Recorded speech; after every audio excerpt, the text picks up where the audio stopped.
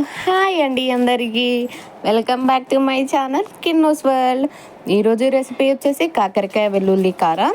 కాకరకాయ అంటే నచ్చని వాళ్ళు చాలామంది ఉంటారు. సో మీకు ఈ వీడియో కనుక నచ్చితే please do like, share and subscribe అండి. సబ్స్క్రైబ్ మాత్రం చేసుకోండి ప్లీజ్. అండ్ నేనైతే ఇక్కడ కొన్ని కాకరకాయలను అయితే తీసుకొని వాటిని అయితే కట్ చేసుకుంటున్నాను. ఫస్ట్ వాటిని మంచిగా వాష్ చేసుకొని కట్ చేసుకుంటున్నాను. వద్దు మాకు ఇట్లా నచ్చదు అంటే మీరు పైన కాకరకాయకి పొట్టు ఉంటుంది కదా, అది కూడా పీల్ ఆఫ్ చేసుకోవచ్చు అండి. నేనైతే అలా ఏం చేసుకోలేదు. ఉన్న కాకరకాయలను వాష్ చేసుకొని అయితే ఇలా రౌండ్గా అయితే కట్ చేసుకొని వాటిలో ఉన్న గింజలన్నీ తీసేస్తున్నాను.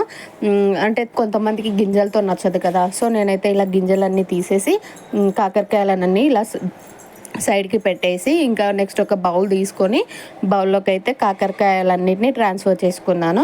అండ్ అందులో కొంచెం వాటర్ పోసేసి ఉడకపెట్టుకోవాలి కదా. ఉడకపెట్టుకోవాలంటే నేనైతే ఉడకపెట్టుకుంటున్నాను. కాకరకాయలో ఉన్న చేదు పోవడం కోసం వాటర్ పోసి వాటర్లో కొంచెం ఉప్పు అండ్ పసుపు వేసేసి నేనైతే ఇలా ఒకసారి మిక్స్ చేసుకొని వాటిని అయితే ఉడకపెడుతున్నాను. అవి ఉడికేలోపు నేనైతే వెల్లుల్లి కారం పేస్ట్ అయితే ప్రిపేర్ చేసుకుంటున్నాను. నేనైతే ఒక ఎల్లిపాయ తీసుకున్నానండి. అండ్ అలాగే 2 స్పూన్స్ ఆఫ్ కారం అయితే వేసుకుంటున్నాను. మీరు ఎక్కువ కారం తినేటోళ్ళు అయితే ఎక్కువ కూడా వేసుకోండి.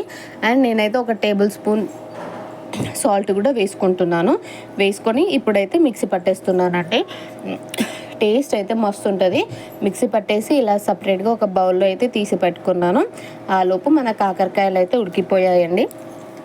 మంచిగా ఉడికి పెట్టుకున్న కాకరకాయలను అయితే ఇప్పుడు మీరైతే ఒక గిన్నెలో వాటర్ని అయితే సపరేట్ చేసేసి నేనైతే ఇలా ఒక జాలి గంటలో అయితే వాటర్ మొత్తం తీసేసి కాకరకాయలను అయితే ఇలా సైడ్కి పెట్టేశాను ఒక 5 minutes పాటు.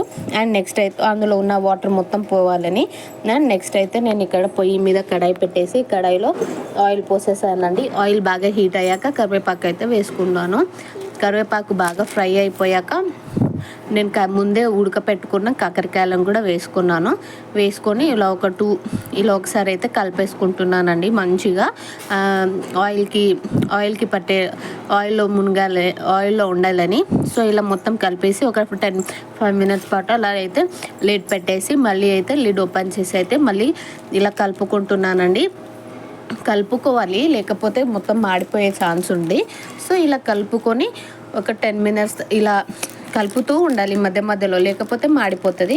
చూసారా ఎంత బాగా ఫ్రై అయ్యాయో. ఇలా అయితే ఫ్రై చేసుకోండి. లేదు మాకు ఇంకా చేదు ఉంటుందంటే మీకు నచ్చినట్టు బాగా డీప్ ఫ్రై అయితే చేసుకోండి. నేనైతే ఇలా మంచిగా ఫ్రై చేసుకొని నేను ఇందాక మిక్సీ పట్టిన దాంట్లో అయితే పసుపు అయితే వేయలేదండి. సో నేనైతే ఇప్పుడు పసుపు అయితే వేసుకున్నాను. పసుపు వేసి ఒక 5 minutes పాటు అలా వదిలేసి నెక్స్ట్ అయితే మనం ప్రిపేర్ చేసుకున్న వెల్లుల్లి కారం పేస్ట్ని అయితే వేసి మంచిగా అయితే ఇలా కలుపుకుంటున్నానండి. మంచిగా కలుపుకోవాలి, మనకి ముక్కలకి పట్టేటట్టు, లేకపోతే టేస్ట్ అనేది రాదు. మంచిగా ముక్కలకి అయితే పట్టియండి. పట్టేశాక నేనైతే ఒక 5 minutes పాటు అలా అయితే వదిలేసి మళ్ళీ ఇంకోసారి అయితే కలుపుకొని ఇక చూస్తే ఫైనల్లీ మన కాకరకాయ వెల్లుల్లి కారం అయితే రెడీ అయిపోయింది.